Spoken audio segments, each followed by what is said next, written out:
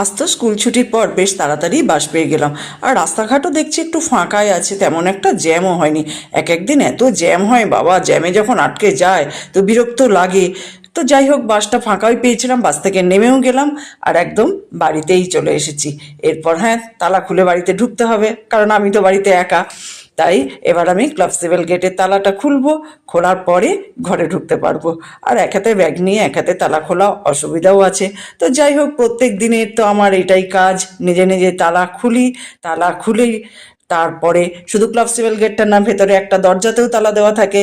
এরপর ক্লাবসিভেল গেটটা যখন খুলে নিলাম, তারপরে এবার তো ভেতরে তালাটা খুলতে হবে। তো যাই হোক, সেই তালাটাও আমি এক হাতে করেই খুলে নিই। খুলে নেওয়ার পরে তারপরে তো আমি ঘরে ঢুকতে পারবো। আর এতটা জার্নি করে এসে সত্যি এই কাজগুলো করতে না বিরক্তই লাগে। মনে হয় বাড়িতে কেউ থাকলে কলিং বেল বাজাতাম, দরজাটা খুলে দিত।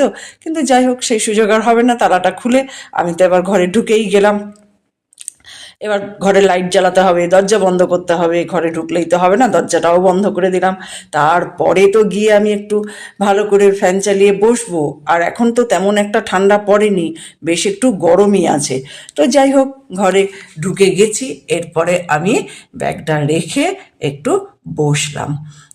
আর ব্যাগটা তো সামনেই থাকে, রোজ তো নিয়ে যেতে হয়, সেই জন্য সামনেই ব্যাগটা রেখে দিই। ব্যাগটা রাখলাম, রেখে আমি একটা চেয়ারে একটু আয়েশ করে বসলাম। বসে তো দেখছি বেশ গরমই লাগছে, তেমন ঠান্ডা পড়েনি বললাম না। সেই জন্য আমাকে উঠে আবার ফ্যানটাও চালাতে হলো। আর ফ্যানটা চালাতে হয়, যখন স্কুল থেকে ফিরি ফ্যানটা প্রত্যেক দিনই চালাতে হয়। সেরকম একটা ঠান্ডা যখন পড়েনি, চালাতে তো হবে। ফ্যানের তলায় একটু বেশ আয়েশ করে বসে থাকি কিছুক্ষণ। তারপরে আমি বাকি কাজগুলো সারি। আর সেই কোন সকালে যাই স্নান করে, আর তারপরে বাসে টাসে আসি। আসার পরে ওই জন্য আমি আরেকবার স্নান করে নিই। শীত গ্রীষ্ম বর্ষা বলে কিছু না, শীতকাল হলেও কিন্তু আমি স্কুল থেকে ফিরে আরেকবার স্নান করে নিই। তাই আমি স্নানটা করা নিলাম। স্নান করে এসে আবার একটু ফ্যানের তলায় দাঁড়িয়ে ভাবছি এবার তো খাওয়া দাওয়া করতে হবে। আর আজকে তো সোমবার, সেরকম একটা বিশেষ কিছু তো খাওয়া হবে না।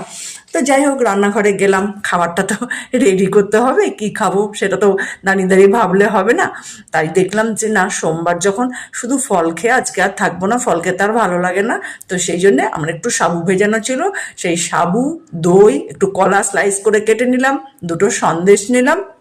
দিয়ে ভাবলাম, আর এখানে দুটো মিষ্টিও আছে, এত মিষ্টি খেতে পারবো না, নিয়েছিলাম যদি একটা খেতে পারি এই আশা করে। তো যাই হোক, আজকে আর ফল না খেয়ে এই সাবু মাখাটাই খেয়ে নেবো, এটা খেলে পেটটাও ভরে যাবে। আর হ্যাঁ, সাথে কিন্তু এক গ্লাস লস্যি ছিল, এটা ম্যাঙ্গো লস্যি। এই ম্যাঙ্গো লস্যিটা খেতে আমার ভালো লাগে, সেই জন্যে আমি এই সাবু মাখাটা খাওয়ার পরে আবার এই ম্যাঙ্গো লস্যিটাও খেয়ে নিলাম। আর পেটটা